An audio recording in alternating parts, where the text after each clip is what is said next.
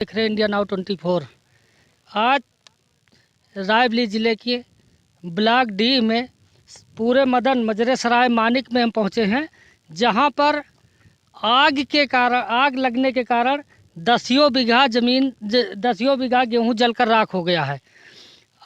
लोगों का कहना है कि कुछ लोगों का कहना है कि ये पराली जलाने के चक्कर में ऐसा हो गया है, क्योंकि अज्ञात कारणों से आग लगी है।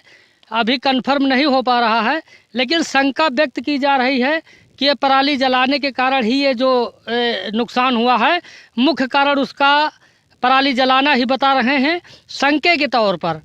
किसी ने देखा नहीं है, इसलिए शंका जाहिर किया जा रहा है कि ये पराली जलाने के कारण हो सकता है, जबकि पराली जलाने के लिए सरकार द्वारा प्रतिबंधित किया गया है कि कोई भी अपने खेत में कतई आग न लगाए। और इस समय शासन प्रशासन भी सभी को व्हाट्सएप या फेसबुक जो भी है सब माध्यम से सभी को ये बताया जा रहा है कि बीड़ी सिगरेट और आग का प्रयोग वर्जित है। खेत के पास बिल्कुल धूम्रपान निषेध है, इतना ध्यान रखा जाए। तब भी ये बड़ी घटना जो घटी है आज सराय मानिक में, ये बड़ी घटना ही कहा जाएगा। लगभग दसियों बीघा ज़मीन, दसियों बीघा ये है जो गेहूं जो जल कर राख हो गया है। हम कैमरामैन से कहेंगे कि दिखाइए कितनी लंबी है, देखिए यहाँ से वो वहाँ तक पूरा देखिए किस पोजीशन पर जला हुआ है। अब बताइए इन लोगों का जीविकोपार्जन कैसे चलेगा, जो ये खेती पर आधारित है, जो जिनका मेन स्रोत मेन व्यवसाय ही खेती है। अब ये लोग अपना जीविकोपार्जन कैसे करेंगे, कैसे पढ़ाई लिखाई शादी ब्याह आगे चलकर है, इन लोगों को तो दिक्कत आएगी ही। अब शासन प्रशासन देखिए इन लोगों को क्या मुआवजा देता है, क्या व्यवस्था करता है, ये प्रशासन की तरफ से जिम्मेवारी बनती है। और बताया भी गया है कि लेखपाल महोदय आए हैं, उन्होंने आकलन भी किया है, अभी आकलन करके गए हैं। अब ये देखिए कि इन लोगों को क्या दे पाते हैं, सरकार की तरफ से इनको क्या लाभ मिलता है, क्या लाभ नहीं मिल पाता है। लेकिन जो भी हो, पराली जलाना प्रतिबंधित है। ऐसा कोई काम ना किया जाए कि जिससे किसानों को इससे बहुत बड़ी क्षति हो रही, बहुत बड़ी नुकसान हुआ, बहुत बड़ा नुकसान इसको कहा जाएगा। ये छोटी मोटी नुकसान नहीं है, दसियों बीघा ये गेहूं की फसल जलकर जो राख हो गई है, छोटी मोटी घटना नहीं है। ये लोगों को इसी से जीविकोपार्जन का काम चलता है, इसी से लोग अपनी पढ़ाई लिखाई दवाई सब चीज़ इसी से चलाते हैं। तो ये बहुत बड़ा नुकसान हम कहेंगे। हमारे साथ कुछ लोग हैं, हम इनसे पूछेंगे जो एक हमारे जिन लोगों का एक खेत है वो लोग भी यहाँ पर हैं, हम उनसे भी पूछेंगे कि वो इस पर क्या बताना चाहते हैं, किस तरह आग लगी, क्या उन्हें कुछ इन कारणों का पता है कि अभी पता नहीं चल पाया। हमारे साथ क्या नाम भाई साहब का? राम बहादुर सर। राम बहादुर? हाँ सर। जी, आपका कहाँ निवास है? यहाँ ग्राम मदनपुर पोर्ट सराय मानिक है, जिला रायबरेली। जी, ये आग कब लगी है? ये लगभग 11 बजे का समय था। 11 बजे का? हाँ। तो ये प्रयास किया था, जो है ये हवा के कारण से बहुत तेजी से वो जल गया। तो इसका क्या कारण है, जैसे कि ये आपको क्या कारण समझ आ रहा है कि कैसे यहाँ पर आग लगी, कुछ आपको कारण समझ में? कारण यही है कि जो खेतों में जला दिया जाता है, इस पे प्रबंधित करें और थोड़ा कोई इसका रोकथाम जरूर विशेष करके ऊपर से आदेश भी हो। अच्छा। नहीं तो ये राम बहादुर का कहना है कि जो एक खेतों में पराली जला दिया जाता है या जो खेत की सफाई के लिए आग लगा दी जाती है, ऐसा कतई न किया जाए, इस पर भी प्रतिबंध लगे। क्यों? हाँ सर, हाँ ये तो जरूरी है, क्योंकि इसी से ये कंप्लेंट है, इसी से जला हुआ ये। नहीं तो आपको विश्वास है कि कैसे आग लगी, कुछ विश्वास है? विश्वास यही है, भूसे में के चक्कर में आग लगा दिए, भूसा जलाए थे। ये दिखाओ इसमें के कैमरा थोड़ा सा, ये सही है, साफ हो गया। ये बता रहे हैं कि इसमें भूसा फैला हुआ था, इसी भूसे के जलाने के चक्कर में, ये जो भूसा इसमें फैला हुआ था, इसी भूसे के जलाने के चक्कर में इसमें आग लगाया गया है, और इसी के कारण ये बगल के जो खेत हैं उसमें भी पकड़ लिया है, इन्हीं का कहना है। हाँ, ये ऐसे ही जला था जी। हाँ, ऐसा जला था जी। इनका कहना है कि इसी के जलाने के चक्कर में ये जैसे ये कैमरामैन से कहेंगे, देखिए ये जैसे यहाँ पड़ा हुआ है, ये कुछ भूसा पड़े हुए हैं, ये देखिए, ये इन्हीं के चक्कर में इनका ये बता रहे हैं कि इसी के चक्कर में देखिए पड़े हैं खेत की सफाई के लिए। लेकिन ये बिल्कुल गलत है, अगर ऐसा किया जा रहा है तो बिल्कुल गलत किया जा रहा है। और किसका भाई, और किसका है? कोई किसान और है जिसका जला है? क्या नाम? शिव बिहारी। क्या नाम है आपका? शिव बिहारी। जी, लगभग आपका कितना नुकसान हुआ होगा, कितने खेत का? 2.25 बीघा का चक है साहब हमारा। 2.25 बीघे? जी, अच्छा अच्छा। आपका निवास कहाँ है? मदनपुर, यही मदनपुर। यही मदनपुर। तो 2 बीघे पूरा गेहूं था, क्या था? 6 बिस्वा में सरसों रही, बाकी गेहूँ रहा। जी, तो आपका पूरा जल गया कि बचा है? गेहूँ तो एक दाना नहीं बचा, सब साफ हो गया। अच्छा। जी सर, और आपके कहीं है कि यही केवल जीविकोपार्जन के लिए इतना ही था? यही है और कहाँ खेत। अच्छा, इनका कहना है कि यही केवल 1.5-2 बीघे जो इनके पास खेत था, इसी से इनके साल भर की रोजी रोटी, कमाई, दवाई सब इसी से चलता था। लेकिन जो पूरा एक खेत जल गया है तो इनके आर्थिक तंगी भी आपको आ गई होगी, क्या? जी सरकार, जी। अर्थंगी तो आ गई है, लेकिन क्या हाँ हाँ हाँ, दिक्कत है, बहुत बहुत दिक्कत है भाई, बहुत दिक्कत है। बिल्कुल सही बात है, हम बिल्कुल कि बताइए अब ये कैसे काम चलेगा, ये तो ये परेशानी बिल्कुल आपको है। तो कोई आया था आज यहाँ देखने? लेखपाल साहब आए रहे। अच्छा, लेखपाल आए थे? हाँ, दमकल आई थी आग बुताने को, लेकिन जल के खत्म हो गई तो आए। अच्छा, दमकल को सूचना दिया गया, लेकिन जब जल गया तब दमकल पहुंची? हाँ और लेखपाल ने आकलन किया यहाँ पर? हाँ साहब किया है। अच्छा, ये बता रहे हैं कि लेखपाल महोदय केवल लोग लेखपाल आए थे? लेखपाल आए थे और भूतपूर्व प्रधान आए थे। अच्छा, प्रधान और लेखपाल पहुंचे थे। हाँ। अच्छा, उन्होंने आकलन किया है। अब देखिए, हम शासन से भी मांग करेंगे, कुछ मांग करते हैं। इंडिया नाउ 24 की टीम यहाँ खेत में पहुंची हुई है और ये आपको दिखा रहे हैं कि 10 बीघा का जो नुकसान हुआ है, तो शासन से भी हम मांग करते हैं कि शासन इनके लिए जरूर आर्थिक मदद किया जाए, जिनसे इनकी रोजी रोटी चल सके, रोटी का प्रभावित ना हो। बाल बच्चे इनके जो है पढ़ाई लिखाई इसमें ज़रूरी है कि ये केवल खेती से आधारित है। इनके पास कोई नौकरी तो है नहीं, कोई नौकरी है? कोई नहीं। कोई नौकरी नहीं, इनका केवल व्यवसाय खेती है।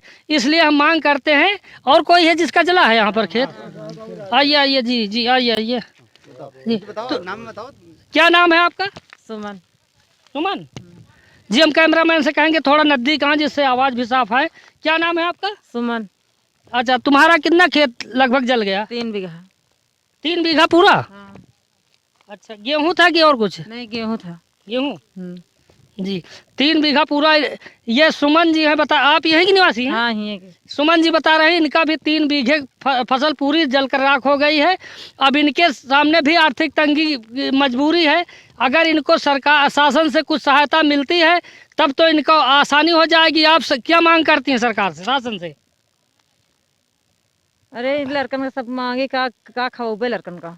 जी जी, इनका बिल्कुल सही मांग है कि अगर हमको कुछ मुआवजा मिल जाएगा तो इनका भी जीविकोपार्जन के लिए इनको चलेगा। खेतन खाली है ये है। जी जी, कोई नौकरी है? नहीं। अच्छा, इनके पास भी कोई नौकरी नहीं है। बता रहे हैं कि ये 3 बीघे जो गेहूं था वही इनके लिए रोजी रोटी थी। हाँ, वही रोजी रोटी। इंडिया नाउ 24 की टीम के साथ मैं हूं घनश्याम मिश्रा। आप देख रहे हैं इंडिया नाउ 24। बने रहे इंडिया नाउ 24 के साथ।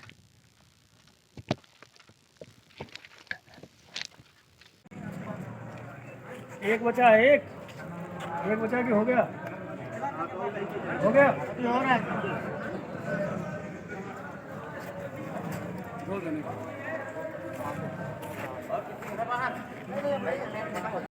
नमस्कार, मैं हूं घनश्याम मिश्रा। आप देख रहे हैं इंडिया नाउ 24। त्रिस्तरीय पंचायत चुनाव रायबरेली जिले में प्रथम चरण में होना है। इसी के मद्देनज़र इंडिया नाउ 24 की टीम आज ब्लॉक छतौर पहुंची, जहां पर नामांकन प्रक्रिया को सुचारू रूप से कराने के लिए तहसीलदार अजय कुमार गुप्ता व थाना अध्यक्ष श्री राम पांडे के साथ मौजूद रहे। इंडिया नाउ 24 की टीम ब्लॉक डी भी पहुंची। वहां पर थाना प्रभारी राकेश सिंह, एसआई संतोष यादव व कानून गो आदित्य मौर्य के साथ मौजूद रहे। हमारी खबर को देखने के लिए लाइक व सब्सक्राइब जरूर करें। बने रहे इंडिया नाउ 24 के साथ। नमस्कार, मैं हूं घनश्याम मिश्रा। आप देख रहे हैं इंडिया नाउ 24।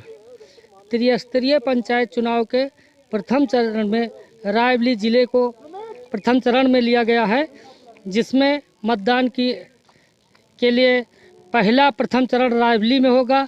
उसी के मद्देनज़र चुनाव की प्रक्रिया पूरी की जा रही है। इस कार्य को देख रहा है। हम कैमरामैन से कहेंगे कि देखिए गेट के बाहर का नज़ारा है और पुलिस किस तरह से यहाँ पर मुस्तैदी के साथ ये कार्य कर रही है। किसी को भी बिना अनुमति के अंदर जाने नहीं दिया जा रहा है। बिना चेकिंग के किसी को भी अंदर जाने नहीं दिया जा रहा है। एक प्रत्याशी के साथ केवल 2 जो उनके साथ हैं प्रस्तावक, उन्हीं को अंदर जाने दिया जा रहा है, जिससे भीड़ पर भी काबू है। और कोरोना काल में मास्क का भी व्यवस्था की गई है। मास्क भी इसमें सबको दिया जा रहा है कि बिना मास्क के कोई भी अंदर न जाए। दूरी की भी अच्छी देखभाल की जा रही है कि लोग कोरोना काल में अच्छी दूरी बनाकर रखें। अब आपको हम दिखाते हैं कि अंदर किस तरह से लाइन से किस तरह से पर्चे जमा किए जा रहे हैं। आइए हम आपको पूरी अंदर का पूरा नज़ारा दिखाते हैं कि यह कार्यक्रम किस तरह चल रहा है। ये ब्लॉक डी के ब्लॉक मुख्यालय पर हम पहुंच चुके हैं। यहाँ पर आज नामांकन का अंतिम दिन है। यहाँ पर शाम के लगभग 5 बजे हैं और यहाँ पर देखिए किस तरह से नामांकन की प्रक्रिया चल रही है, जिसमें पुलिस व्यवस्था भी बहुत अच्छी तरह से काम कर रही है। कोई भी कहीं भीड़ भाड़ नज़र नहीं आ रही है। बहुत मुस्तैदी से काम चल रहा है। हम दिखाना चाहेंगे कि कितनी मुस्तैदी से ये नामांकन प्रक्रिया चल रहा है, जिसमें लोग मास्क भी लगाए हुए हैं। ये अच्छी पहल है। कोरोना काल है, कोरोना काल में मास्क ज़रूरी है। ये दूरी बनाएं भाई, आप लोग थोड़ा सा दूरी बना कर रखें। जो शासन की भी मंशा है, ये आपके लिए भी अच्छा है, क्योंकि जीवन से खिलवाड़ नहीं करना चाहिए। ये बहुत अच्छी पहल है कि सब लोग मास्क लगा करके यहाँ पर नामांकन की प्रक्रिया में शामिल हैं। पुलिस भी बड़ी मुस्तैदी से काम कर रही है और ये नामांकन की प्रक्रिया चल रही है। आप भाई कहाँ आए हैं? डी ब्लॉक में हम आए हैं। जी, क्या करने आए हैं? पर्चा दाखिला करने आए हैं। जी, किस चीज़ के लिए आए हैं? कौन के लिए हैं? सदस्य? हाँ जी। जी, बहुत अच्छी बात है। ये सदस्य के लिए आए। देखिए कि ये पूरा कोरोना संक्रमण से बचाव के लिए बहुत अच्छी तरीके से, बहुत अच्छा मास्क की जगह पर ये मुंह ढके हुए हैं। ये बहुत अच्छी पहल है। और जो भी हमारे प्रत्याशी, जो भी यहाँ उम्मीदवार हैं, ये बहुत अच्छा है कि ये लोग जो है कोरोना के काल में ये उस नियम का पालन कर रहे हैं। ये बहुत अच्छी पहल है। और हम दिखा रहे हैं कि देखिए ये कितनी मुस्तैदी के साथ यहाँ पुलिस भी ये काम कर रही है। थाना अध्यक्ष राकेश सिंह जी के द्वारा यहाँ पर बहुत सुचारू रूप से व्यवस्था की गई है और पुलिस की एकदम मुस्तैदी देखने को मिल रही है। थाना अध्यक्ष राकेश सिंह के द्वारा अच्छा कार्य किया जा रहा है। लोगों के द्वारा बताया गया है कि यहाँ पर लाइन से ही काम हुआ है, कोई ऐसी दिक्कत नहीं आई है। ये बहुत अच्छा है। इंडिया नाउ 24 की टीम आज ये ब्लॉक मुख्यालय में पहुंची है। आप देख रहे हैं इंडिया नाउ 24। मैं हूं घनश्याम मिश्रा। नमस्कार, मैं हूं घनश्याम मिश्रा। आप देख रहे हैं इंडिया नाउ 24। आज त्रिस्तरीय पंचायत चुनाव के मद्देनज़र नामांकन की प्रक्रिया जारी है। आज दूसरा दिन है, अंतिम दिन है, जिसमें नामांकन की प्रक्रिया की जा रही है। पुलिस व्यवस्था व प्रशासनिक अमला मौके पर मौजूद है। पुलिस व्यवस्था अच्छी तरह से किए हुए है। लोगों को लाइन में लगा करके अच्छी व्यवस्था किया हुआ है। टेंट की भी व्यवस्था किया गया है। और इस समय मौके पर सीओ इंद्रपाल सिंह व एसडीएम मौके पर मौजूद हैं। आइए हमको दिखाते हैं कि किस तरह यहाँ भीड़ है, किस तरह से यहाँ व्यवस्थाएं की जा रही है और किस तरह ये लाइन में लग करके नामांकन की प्रक्रिया का कार्य पूरा हो रहा है। हम अपने कैमरामैन से कहेंगे कि दिखाइए किस तरह के काम पूरा हो रहा है। ये यहाँ पर सीओ इंद्रपाल सिंह व एसडीएम दिव्या ओझा मौके पर मौजूद हैं और पूरी प्रक्रिया को देख रहे हैं कि कहीं पर कोई भी व्यवधान ना हो, कहीं पर कोई दिक्कत ना हो। ये पूरी प्रक्रिया को खुद देख रहे हैं। पूरे जांच और परख करके लोगों को देख रहे हैं कि लाइन में लगे हैं, किस तरह है, मास्क का प्रयोग किया गया है कि नहीं किया गया है। बहुत विधि से जांच की जा रही है। लोगों को लाइन में लगाया गया है और उन्हें समझाया भी गया है कि आप लोग मास्क का ज़रूर प्रयोग करें, दूरी बनाए रखें। कोरोना काल में ये अच्छा संदेश है और ये व्यवस्थाएं भी अच्छी तरह से किया गया है, जिसमें टेंट का भी व्यवस्था किया गया है। तो हम दिखा रहे हैं कि ये देखिए किस तरह प्रशासनिक अमला मौजूद है और किस तरह से इंतजामात किए गए हैं।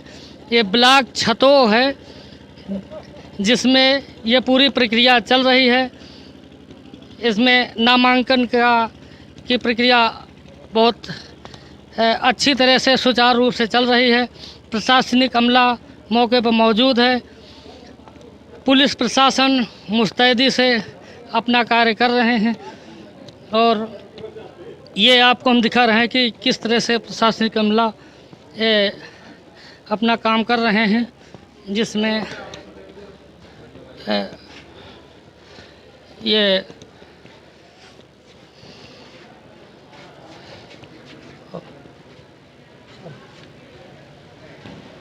देखिए पूरी प्रक्रिया चल रही है।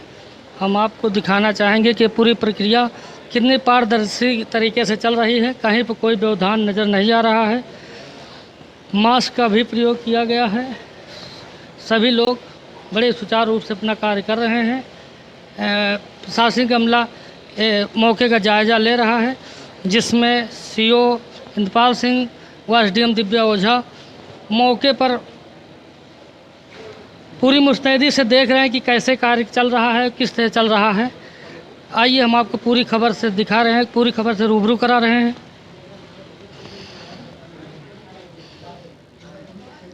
ये अधिकारियों से, कर्मचारियों से मिल कर के उन्हें भी निर्देशित किया जा रहा है और ये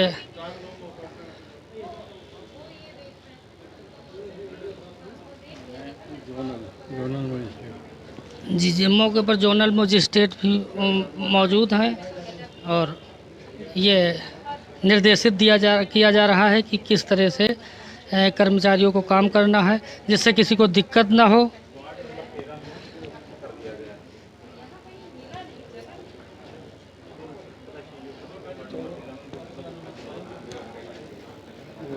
काट दो। कान साहू, आप देख रहे हैं इंडिया नाउ 24।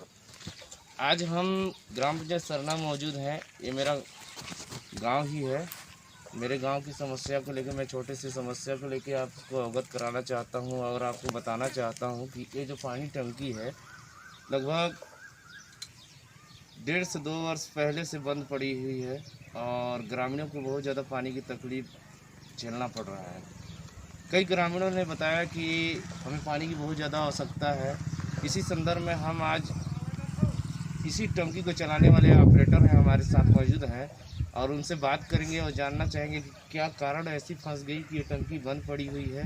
अभी गर्मी का सीज़न चल रहा है, हर घर नल हर घर जल योजना भी चालू हो चुकी है, पर हमारे ग्राम पंचायत की स्थिति क्या है आपको मैं दिखाना चाहता हूँ। आइए इनसे बात करते हैं और जानते हैं कि क्या कारण है जो कि अभी तक ये टंकी बंद पड़ी हुई है। अपना परिचय बताइएगा बोलो। मैं सरना से बोल रहा हूँ, विनोद पटेल। और मैं ऑपरेटर के काम कर रहा था जरूर बाकी, तो वो मेरे से ठेकेदार करवाया था, तरुण भैया जायसवाल, बीकापुर के रहने वाले। हाँ 3 महीना मैं किया हूँ उसमें। हाँ इसके बाद हैंड ओवर दिया गया सरपंच को। हैंड ओवर देने के बाद कभी टंकी आज तक नहीं चला है। हाँ 2 साल से बंद है। हाँ और इस बंद होगी। पानी की आवश्यकता है ग्रामीणों की कि नहीं? सरपंच को हैंड ओवर दे दिए और सरपंच भाई आज तक नहीं चालू करवाया। हैंड ओवर कराने के बाद न मेरे को पैसा देता है न मैं चलाता हूँ। जब मेरे को पैसा मिलेगा तो मैं चलाऊँगा। यानी आपको पैसा नहीं मिलता है? मेरे को पैसा नहीं मिलता है। मैं फ्री में कहाँ बनाऊँगा कि चलाऊँगा। और हैंड नल भी बनाता हूँ छपा कर। लगभग कितना दिन हो गया है बंद पड़ा हुआ? 2 साल से। 2 वर्ष हो गया बंद हुए। 2 वर्ष हो गया बंद। आज हम आप लोगों को ऐसे नेता से मिलवाएंगे जो कि यहाँ के बीडीसी हैं और ये जो पानी टंकी बहुत दिन से बंद पड़ी है उसी समस्या के लेकर आज हम उससे बात करेंगे। ऐसे चहेते नेता हैं जो कि वो 4-5 बार अपने पद को बरकरार रखे हैं और उनके क्षेत्र में ऐसी समस्या है। इस समस्या को लेकर आज जानेंगे कि क्यों इतने दिन से बंद पड़ी है और इन्होंने अभी तक किस हद तक जाके अधिकारियों से इसको चालू करवाने का प्रयास किए हैं नहीं किए हैं। उनसे मिलवाता हूं आपको और जानने का प्रयास करेंगे कि क्या कैसे है जी। ये जो बहुत दिन से बंद पड़ा हुआ है टंकी इसको चालू करवाने के लिए सर आप प्रयास किए हैं? देखिए, ये टंकी को एक्चुअली हम लोग गाँव वाले मिलके इसके लिए आवेदन फर्स्ट टाइम दिए थे। टंकी स्वीकृत हुआ नल जल योजना के तहत, और इसमें ठेकेदार के द्वारा पीएचई विभाग के मार्गदर्शन में काम भी हुआ। काम होने के बाद ठेकेदार द्वारा जो निर्माण कार्य कराया गया, अब चूँकि अंदर पाइपलाइन बिछाया गया था, पाइपलाइन का जो बिछाव था बहुत अच्छा नहीं था, उसके चलते पाइपलाइन कई जगह नुकसान हो गया। क्योंकि अंडरग्राउंड है इसलिए हम लोग उसको खुदवा भी नहीं सकते कहाँ ख़राब हुआ है।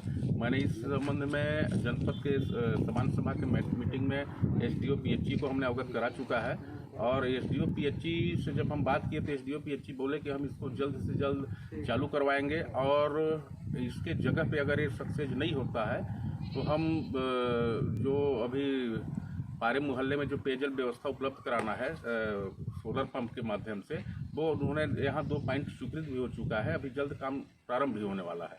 लेकिन चूंकि इसमें इतना लागत का टंकी बना है, इसका जर्जर स्थिति देख के ऐसा लगता है कि पीएचई विभाग का कार्य संतोषजनक नहीं है।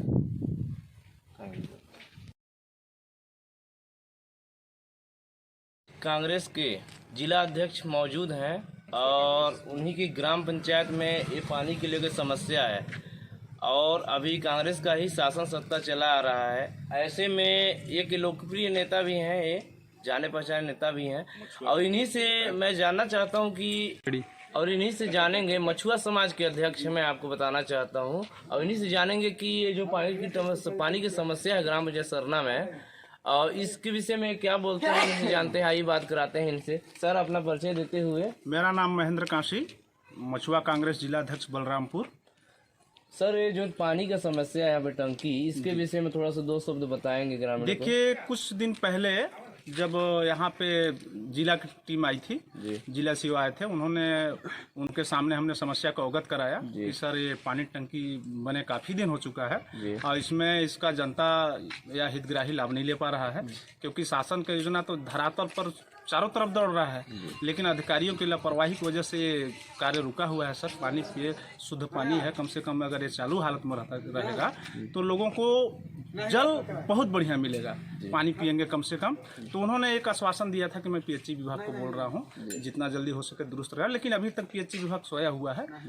इस पर कोई विचार विमर्श, किसी तरह का कोई अधिकारी इस पर अभी एक्शन नहीं लिए। जी, देखा कि हमारे बीच में जो नेता मछुआ समाज के मौजूद थे, उन्होंने बताया कि कहीं न कहीं अधिकारियों के पीएचई विभाग की बहुत ज़्यादा नाकामी देखी जा रही है। हम आपको बताना चाहते हैं, उनसे भी बात करेंगे, मैं पीएचई विभाग के अधिकारियों से भी बात करूंगा और जानने चाहेंगे कि क्यों ऐसा क्या समस्या है कि इतनी बड़ी प्रोजेक्ट को बंद करके रखा गया है और अभी तक स्टार्ट नहीं हुआ है।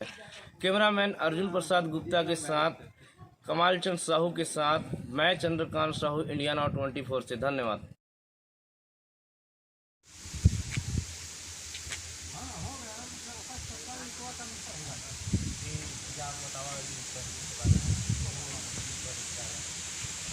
हो रहा था, बंद पड़ा हुआ है, और इसकी जानकारी लोगों ने शिकायत की मीडिया वालों से कि भाई बहुत दिन से बंद है, अभी गर्मी का मौसम आ रहा है, पानी की आवश्यकता है हर घर को, और ये बंद पड़ा हुआ है। आखिर कारण क्या है कि बंद पड़ा हुआ है?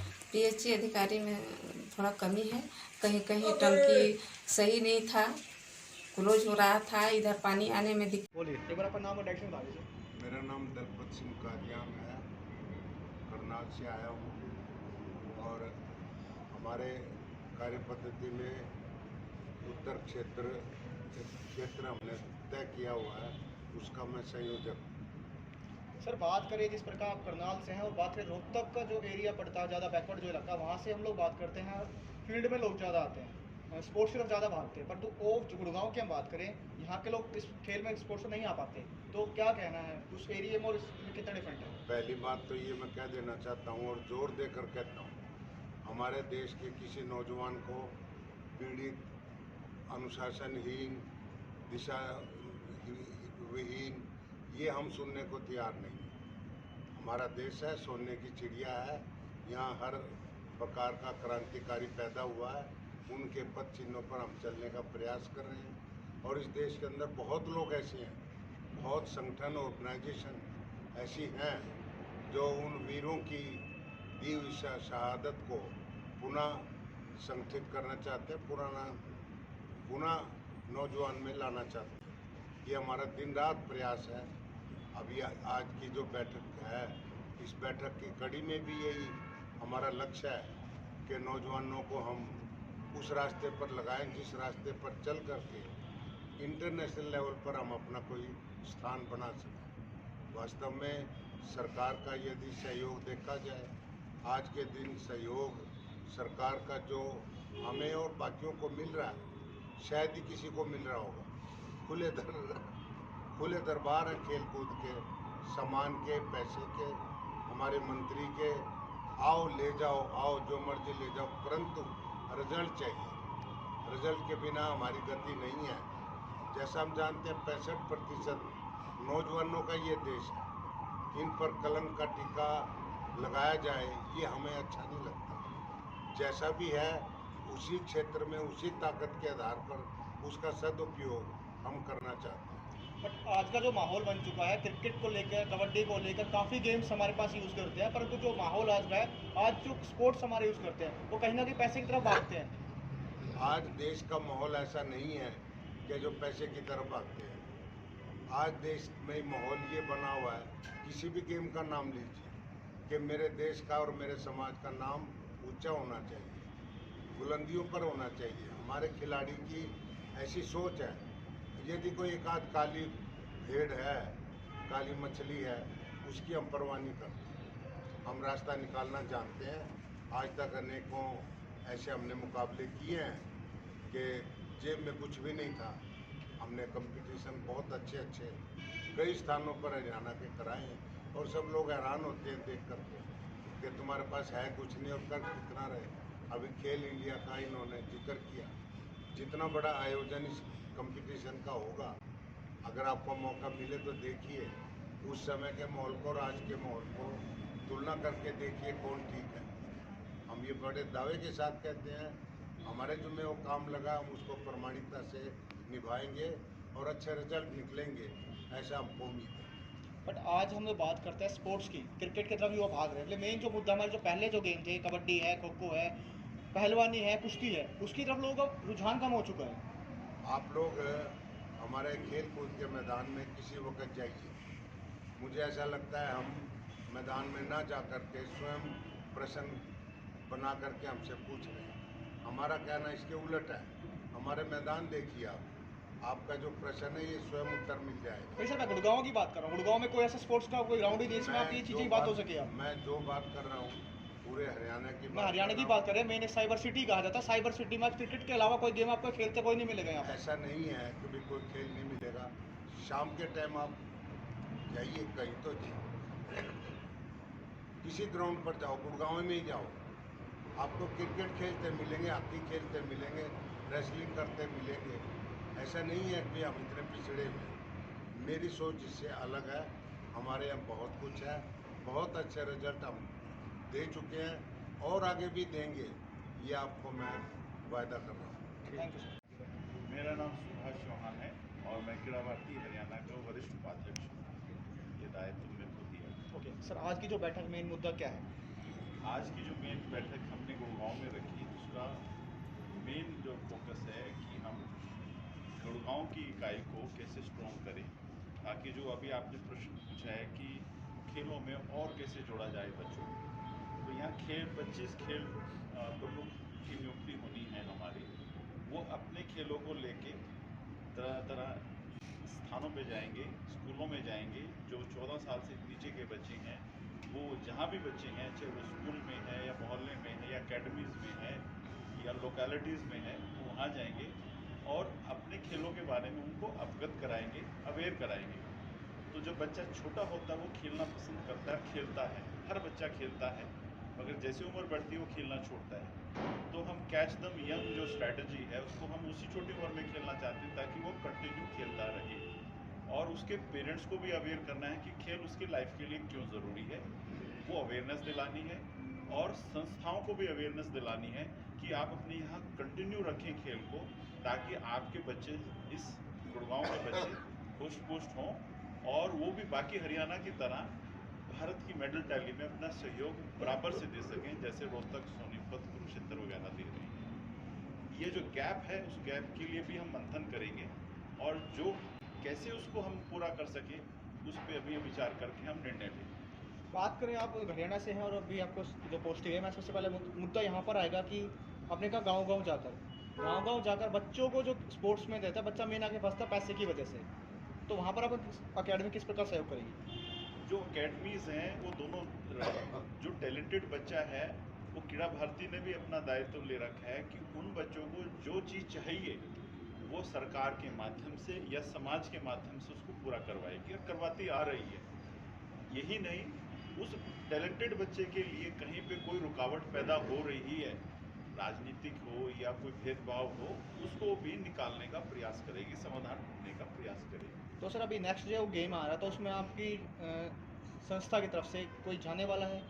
जो हरियाणा सरकार एक भव्य प्रोग्राम कराने जा रही है खेलो इंडिया को नवंबर में, उसके लिए हरियाणा सरकार से हमारे पास इन्विटेशन आया कि हम अपनी 25 खेलों से 5-5 लोगों को हम दें, वो ताकि आयोजन सफल हो, सुंदर हो, उसके लिए क्रीड़ा भारती अपना पूरा योगदान देगी। और तो ये जो आप 25 गेम में जो बच्चे लेंगे कहाँ से लेंगे? ये पूरे हम तो बच्चे हमारे लिए तो हर जगह से आते हैं।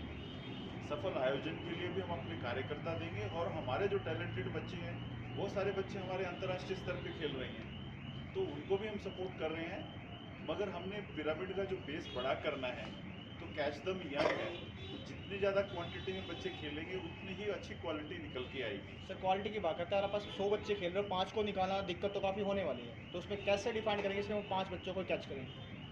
नहीं, हमारा जो अभी मुख्य उद्देश्य ये है, वो देखिए जो साई कर रही है या खेल विभाग हरियाणा कर रहा है वो तो कर रही हैं, मगर जो वो नहीं कर रहे वो हम ले रहे हैं। खेल नहीं, मैं जो अभी ओलंपिक जो गेम आने वाले हैं उसके लिए जो हमने बोला 5 बच्चे 25 गेम से 5 बच्चे हम कलेक्ट करेंगे। आपने वो गलत मायने ले ली है। वो हरियाणा सरकार को खेलो इंडिया के लिए हम सहायता के रूप में हमारे हर खेल टोली से 5-5 कार्यकर्ता, मैं वही चीज़ कह रहा हूँ सर, 5 बच्चे जो आप कलेक्ट करोगे किस बेस पे करोगे? बच्चे नहीं, कार्यकर्ता सफल आयोजन के लिए कार्यकर्ता। तो बच्चे नहीं जाएंगे आपके यहाँ से? नहीं, बच्चे तो वो साई और एसोसिएशन भेजती है, वो जो सिस्टम बना उसमें भेजती है। उसमें कोई प्रॉब्लम है, धन की प्रॉब्लम है या कोई भेदभाव की प्रॉब्लम है, जो भी है वो समय समय पर सहायता करती है क्रीड़ा भारती। क्रीड़ा भारती का उद्देश्य है, ये खेलों से समर्पित संस्था है, हर खेल हमारे लिए प्रिय है। जो हमारे प्राचीन खेल हैं उनके लिए हम और भी ज़्यादा प्रयास करते हैं, मगर जो वर्ग सरकार व एसोसिएशन नहीं ले रही है उस वर्ग को अब क्रीड़ा भारती ने निर्णय लिया कि उसको आगे बढ़ाएंगे। 14 साल से 6 साल से 14 साल के बच्चों को हम मोटिवेट करेंगे कि वो खेलों के साथ जुड़े, और यही कारण है कि हम अब इस ये जो हमारी मीटिंग शुरू हो रही है, इस मीटिंग में हम निर्णय ये ले रहे हैं कि हम 1 लाख बच्चों को खेलों के साथ जोड़ें ताकि वो बच्चे अपने अच्छे भविष्य का निर्माण छोटी उम्र में कर सकें। Thank you sir. निरोगी काया प्रथम सुख है ना, पहले हम प्रथम सुख की ओर जाएं, फिर हम ज्ञान की ओर जाएं। ठीक है, ये गुड़गांव के बच्चों के लिए सबसे ज़्यादा ज़रूरी है सीखना। जो आप की हृदय में बात है हम भी उसी के लिए प्रयास कर रहे हैं, इसलिए हम यहाँ से हम 5000 बच्चों को खेलों के साथ जोड़ेंगे गुड़गांव से। ये हमारा प्रयास है। ओके। बैठक का मेन मुद्दा क्या है? इस बैठक का मेन मुद्दा है, एक मिनट शुरू से कर आज संदीप जी को अच्छा, इस बैठक का जो मेन मुद्दा है वह है कि क्रीड़ा भारती का जो संगठन है वो मजबूत कैसे हो और जिला स्तर पर हमारी जो कार्यकारिणी है वो पूरी हो और वो मजबूत हो, उसको ध्यान में रख करके उस उद्देश्य से बैठक रखी है। सर भारतीय क्रीड़ा जो आपने बताया संस्था, वो इसका मतलब मेन मकसद करने क्या है? इसका जो क्रीड़ा भारती का उद्देश्य है वो वास्तव में अभी क्या है कि अभी तक खेल को केवल इस दृष्टि से देखा गया कि खेल एक खिलाड़ी तैयार करने का माध्यम है, लेकिन क्रीड़ा भारती कहती है कि नहीं, इससे बहुत अच्छे संस्कार दिए जा सकते हैं, खेल के माध्यम से बहुत अच्छा अनुशासन भी सिखाया जा सकता है, खेल भी देशभक्त नागरिक तैयार करने में बहुत बड़ी भूमिका निभा सकता है और खेल सामाजिक परिवर्तन में बहुत अच्छी भूमिका निभा सकता है। ऐसी कई सारी बातें लेकर के क्रीड़ा भारती चलता है। दूसरा, खेल को और थोड़ा सा व्यापक दृष्टि से देखने की जरूरत है। जैसे खेल को केंद्र में रख करके कई चीज़ों का विकास हो सकता है।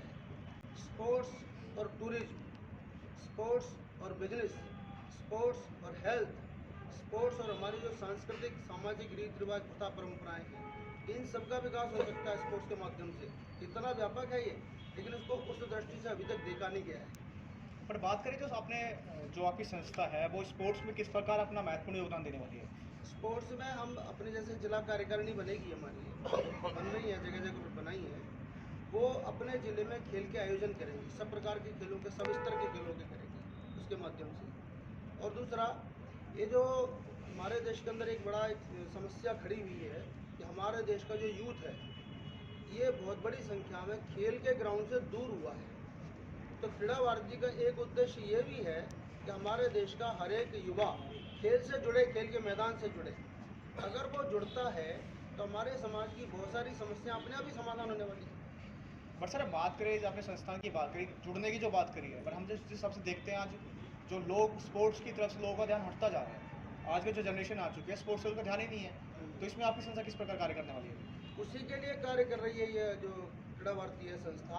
हम डिस्ट्रिक्ट लेवल पर और स्टेट लेवल पर सब प्रकार के कंपटीशन कराने वाले हैं। कंपटीशन की आपने बात कर ली, बात यह है कि लोगों को किस तरफ जागरूक करेंगे कि वो स्पोर्ट्स की तरफ बढ़े, क्योंकि आज की जो जनरेशन है वो स्पोर्ट्स को छोड़कर अदर सारी तरफ से आ रही है, तो स्पोर्ट्स में नहीं आ पा रही है।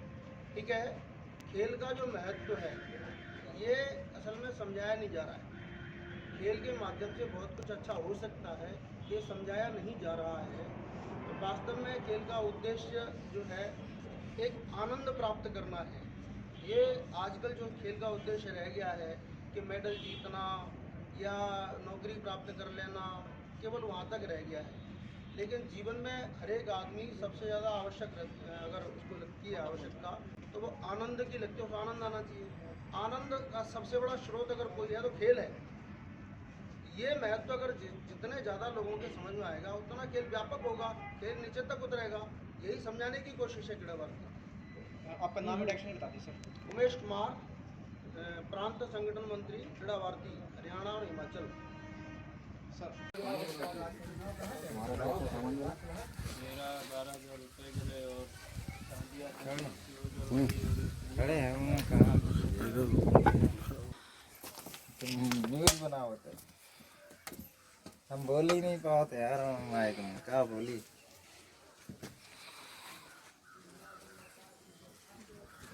वीडियो बना रहे, हाँ हम लोग तो नोट करके दे दो, आपके लिए कर रहे हैं। लेखपाल साहब नोट करा हुई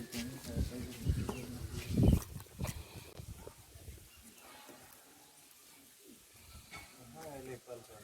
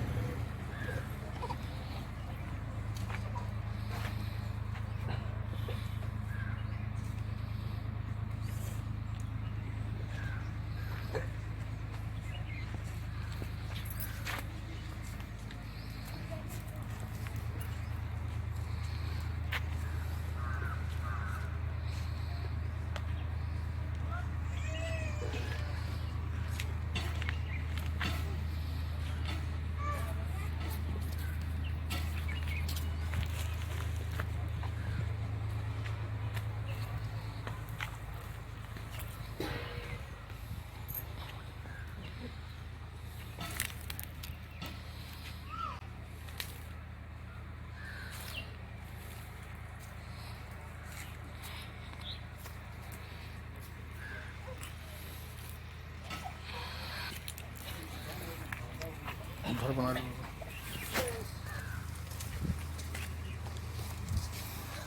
क्या नाम है आपका? खाना बनाते ठीक आ जाओ। हाँ, खाना बनाते समय बोला। अच्छा, क्या नुकसान आपका हुआ इसमें? नाश्ता चावल दाल और बता बोल रहे थे। अच्छा, कोई जानवर वगैरह थे इसमें? हम जानवर नहीं थे। 70,000 रुपये भी आपके रखे थे, बाकी राशन वगैरह सब जल गया होगा। अच्छा, तो आपको कोई सरकारी तरफ से कोई सुविधा मिली आपको? कोई आया है यहाँ पर? कितने बच्चे हैं आपके? 2। और कोई नुकसान हुआ आपका? और चाहिए चलिए धन्यवाद। जो उनके घर यहाँ पे थे उनसे ज़रा पूछते हैं कैसे क्या हुआ था, किस बारे में। क्या नाम हुआ? सुनील। कैसे क्या हुआ था आप बता सकते हैं? आप ऊपर लग गई थी खाना बना रही वो जल गई है, लग गई तो लग गई भुना आग नहीं था ऐसा। अच्छा ऐसे ही हुआ? ऐसा लगी तो जले आए थे। तो कितना नुकसान आपको कितना हो गया इसमें? तमाम संघार जल गया 10,000 रुपये का। 10,000 रुपये भी जल गया? सांझी उपा धजरा संघार सब गल गए। बकरी जल गई। बकरी तो बकरी भी जल गई? हाँ सब इसी में? हाँ इसी में। वो कितने परिवार आपके हैं? 3 परिवार। 3 परिवार। चलिए और कौन है? हाँ क्या नाम है? कैसे आग लगी थी? कैसे आग लगी? खाना बना खाना बनाई और जरबरी गवा है। कितना नुकसान हुआ आपका? आग लग गई। क्या क्या जल गया आपका इसमें? ऊपर कटहरी बिछौना दाल चावल सब जरबरी गवा है। और कोई पैसा सब नहीं जला? पैसा वैसा सब जल गए हैं। और कोई जानवर वगैरह थे क्या? हाँ जानवर जल गए हैं। कई जानवर थे? 3-4 जानवर सब जल गए इसमें? हाँ। क्या नाम है आपका? आपके पति का नाम? पति का बेटा। हाँ ये बड़ी दिक्कत हो गई आपको? रहने सहने में दिक्कत हो गई ना? कोई सरकारी मदद मिली आपको? नहीं मिली। अभी तो कोई आया कि नहीं आया? कोई नहीं आया। इस बारे में आपने जानकारी दी? 24 से लखीमपुर खेरी ईशानगर। आज हम पहुंचे हैं लखीमपुर के ईशानगर ब्लॉक के बुद्धपुर ग्राम सभा में, जहां पे अज्ञात कारण से कल 7 बजे आग लग गई, जिसके कारण कई घर जल के जो है खाक हो गए और काफ़ी लाखों का नुकसान संपत्ति जलकर खाक हो गई है। तो आइए आपको हम दिखाते हैं, आप बने रहिए हमारे साथ इंडिया 24 परिवार के साथ, हम आपको आगे की रिपोर्ट दिखाते हैं। नमस्कार। क्या नाम है बाबा आपका? हमारे कितना ना तो कैसे आग लगी हुई? ये आग लाग था, हम जान नहीं पाए, हम रहते तो रहा और चिल्लाहट भाई तो हम जान नहीं पाए कैसे आग लगी। क्या नाम है आपका? कितना तो बाकी कितना नुकसान हो गया आपका इसमें? क्या क्या नुकसान? ये पलका कर देगा और कपड़ा लता हो जाएगी। बाकी और कोई जानवर वगैरह थे यहाँ पे? जानवर ना आए हैं भैया। तो सब बाकी सब जल गया, घर कोई बचा नहीं है आपका? और हमारे कहाँ जलाए? आपका कितना परिवार है? आप दोनों लोग हैं? हम 2 लोग हैं। आसाराम हमारा लड़का है।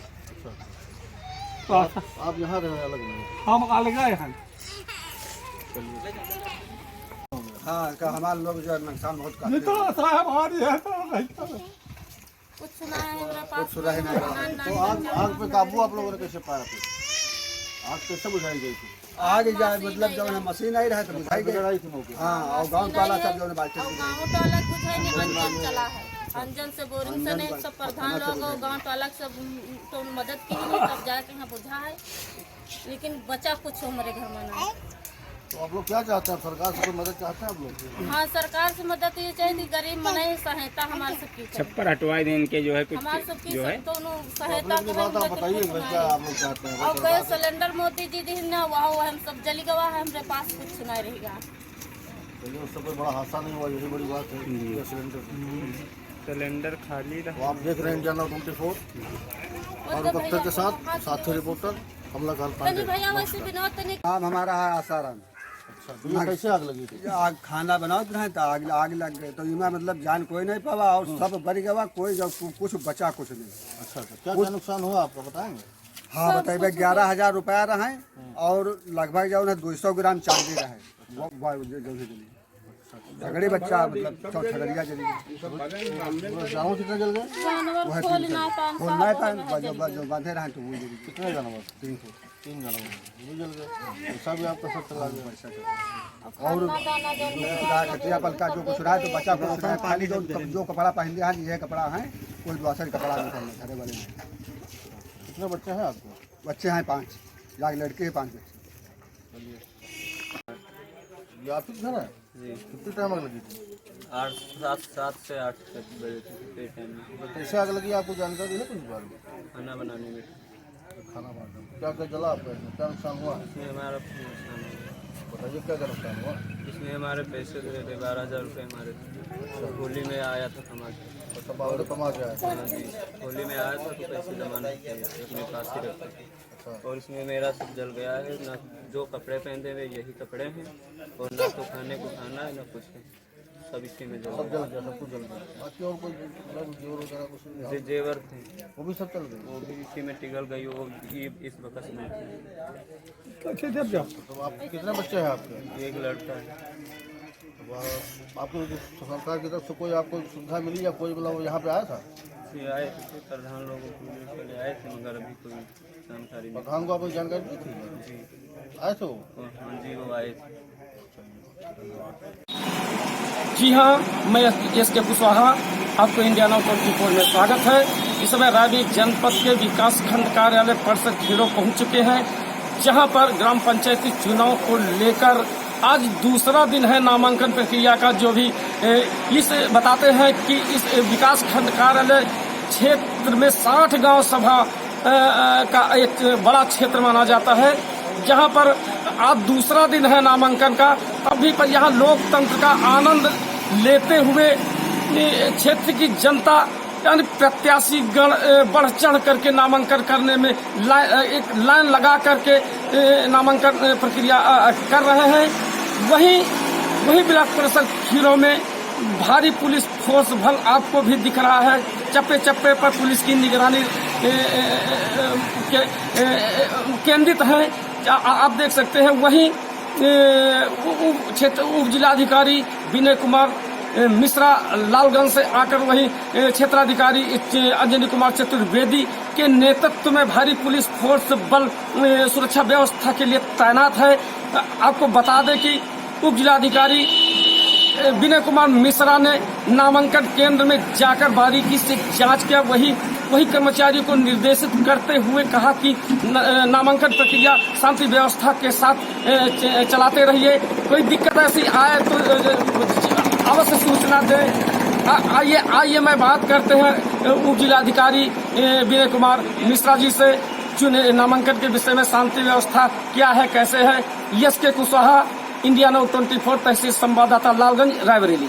सर जी, जो नामांकन प्रक्रिया चल रही है ये कै दिवसीय है? 2 दिन की प्रक्रिया है। कल का कार्य पूर्ण हो गया था शाम को 5 बजे तक। आज शाम को 5 बजे तक जितने भी कैंडिडेट्स हैं जिनको नामांकन करना है वो यहाँ उपस्थित होकर अपना नामांकन दर्ज करा सकते हैं। 5 बजे तक जितने भी लोग कैंपस के अंदर आ जाएं उन सबका नामांकन पत्र हम लोग जमा करा लेंगे। यहाँ पे आरओ और जोनल मजिस्ट्रेट सब लोग तैनात हैं। कार्य सुविधाजनक तरीके से आराम चल रहा है।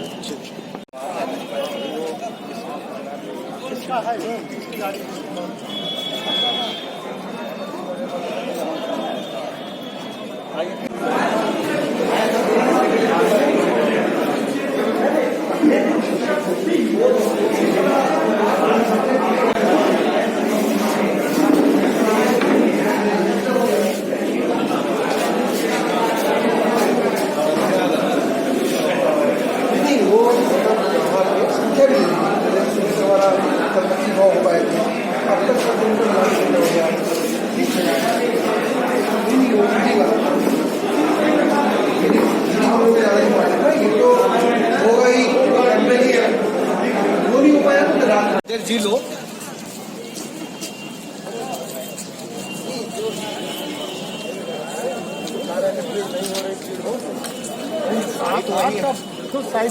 खान हो दियो इस बाणी ब्राह्मण की जबान झूठी थोड़ी होती है।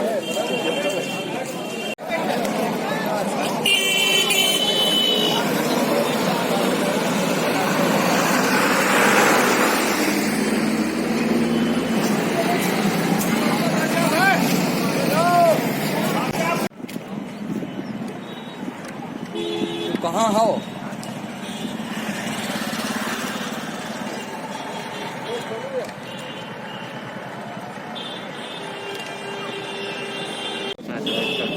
दादाजी, क्या नाम है आपका? राम कुमार मिश्र।